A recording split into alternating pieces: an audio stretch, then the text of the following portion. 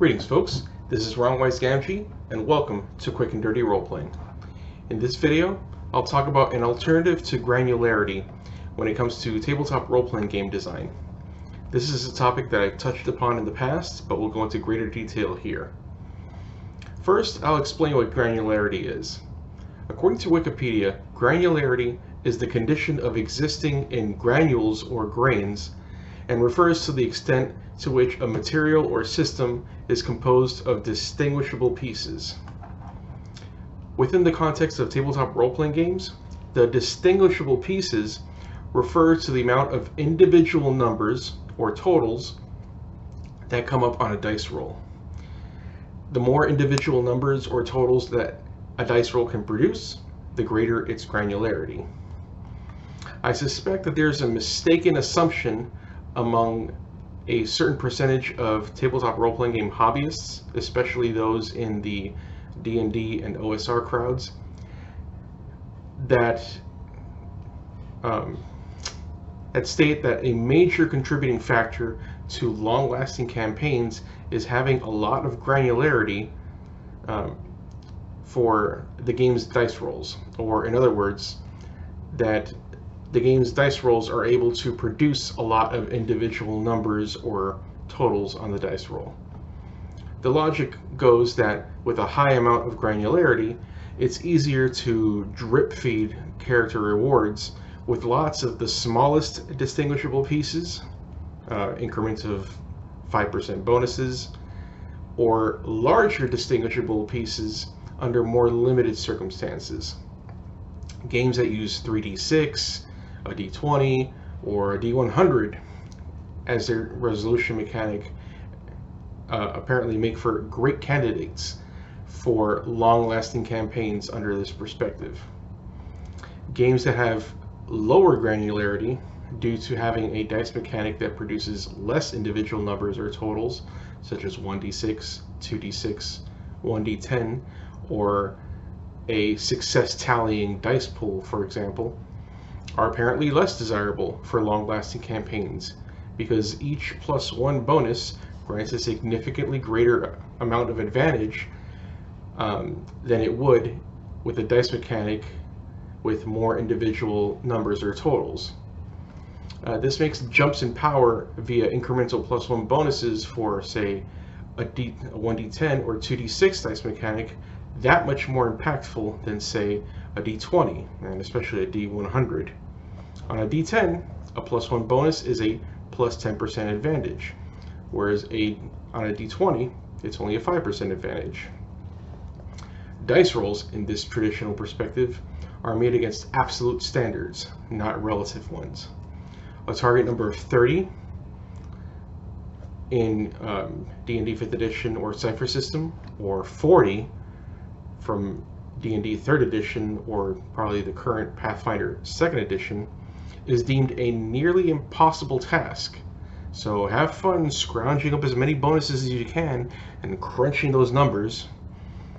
If you don't find the Easter egg hunt of bonus scrounging and number crunching to be particularly gripping or just flat out yawn-inducing, I would suggest changing the dice rolling design paradigm from rolling against an absolute range of target numbers to a static set of target numbers, but employing different game mechanics based on the relative difficulty of the task to the character in question.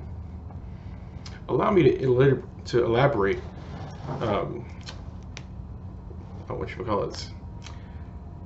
this concept with the Quick and Dirty RPG system as an example. Quick and Dirty uses a variation of a success tallying dice pool where you always roll 3 dice and only one of the dice rolled is used to determine the result.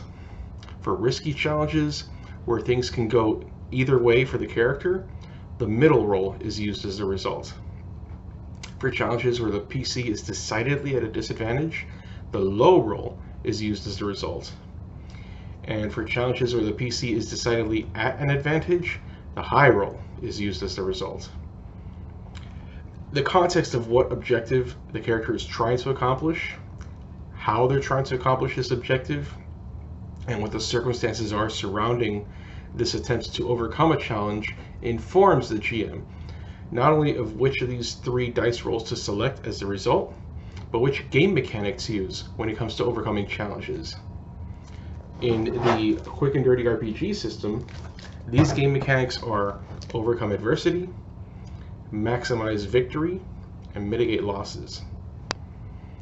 By far, the most common game mechanic that the players will use is overcome adversity, because by and large, the PCs will encounter one of 2 things.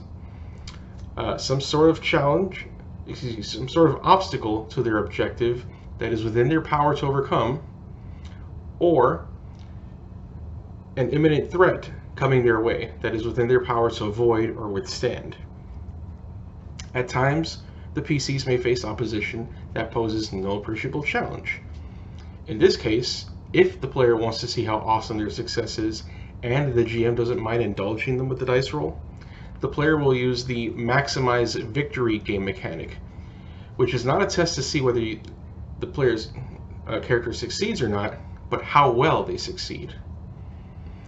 More commonly, however, though not as common as facing risky but surmountable challenges, the PCs may find themselves in a situation where they're trying to bite off more than they can chew. In this case, they'll be in for a rude awakening via the mitigate losses game mechanic, which, like maximize victory, is not a test to see whether they succeed or not, but in this case, how badly they fail.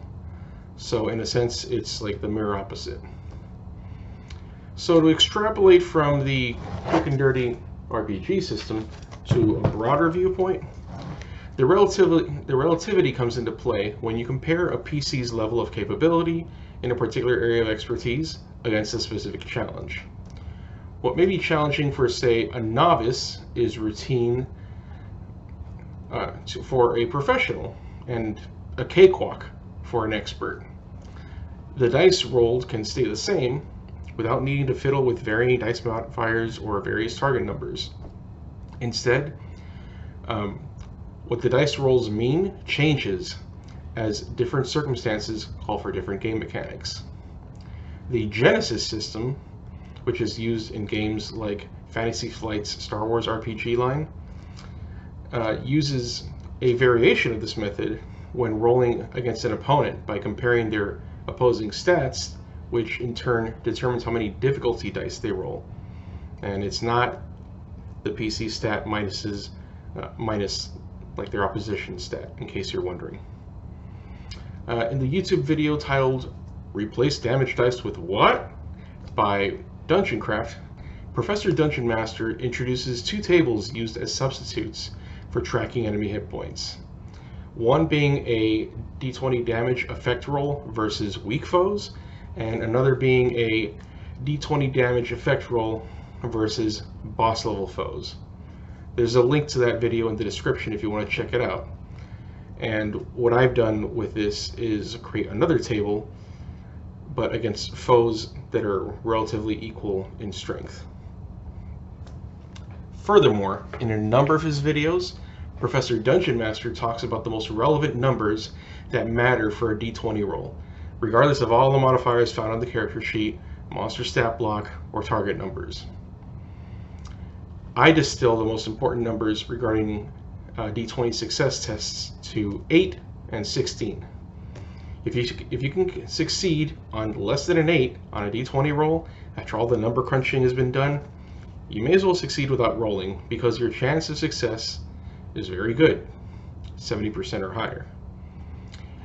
If you can fail on a higher than a 16 on a d20 roll after all the number crunching is done, I think you should automatically fail to it and attempt to improve your circumstances before trying again, rather than rolling again and again, round after round, like a gambling addict hoping to succeed against bad odds, which in this case would be 25% or lower. This leaves us with an appreciable dice rolling range of success falling between 30% to 65%. Rolling against any percentage outside of that range is better spent narrating automatic success or failure and moving onward. The sweet spot that the D&D designers for Wizards of the Coast have for the PCs against challenges equal to their level is 60%, if I recall correctly. With all of that being said, as a GM or game designer, you can take this information that the game designers at Wizards of the Coast have worked out, and that folk like Professor Dungeon Master and those he's communicated with, and presented to generate a predictable rate of results in proportion to the effective level of skill that a character has relative to the challenge at hand. For example, each tier of power can have its own novice, professional, and expert brackets at 30%, 50%, and 70% respectively when they go up against a challenge of an equal tier of power. When the tiers of power between challenger and challenger are unequal, the skill brackets shift by the same amounts as the disparity between the tiers of power. So a tier 2 expert against a tier 3 challenge is effectively a professional operating at 50% skill and not 70% skill, for example. When these shifts cause your skill to go above expert, you automatically succeed without a dice roll. And when these shifts cause your skill to go below novice, you automatically fail without a dice roll. And if you want to indulge in some Dragon Ball Z-like power fantasy, you can simply have an ever-expanding elevation of tiers of power without having ridiculous triple-digit number modifiers in order to meaningfully interact with an objective target number chart that ranges into the hundreds for feats of godlike power. I mean, who can honestly assign a target number to see how difficult it is to blow up a planet? Alexander Macris, if you happen to reach this part of the video, I know that you can show how you can do so with the Ascendant RPG's comic book world simulationist mechanics, but my style leans much more on the narrative side of things, with a heavy emphasis on using context to aid in fast and loose eyeballing. Anyways, that's pretty much all I have to say for now with regards to an alternative to granularity in tabletop role-playing game design. If you found me to be rambly, I apologize in advance, as I find myself able to dig into a concept more via stream of consciousness rather than trying to organize it onto something more cohesive. If you like or dislike anything in this video, please give it a like or dislike and leave a comment, keeping it respectful and relevant. Subscribe if you want to support my channel, and if you really want to support my endeavors, head over to my Patreon and become a member. The link is in the description. Until then, folks, take care and play to find out what happens.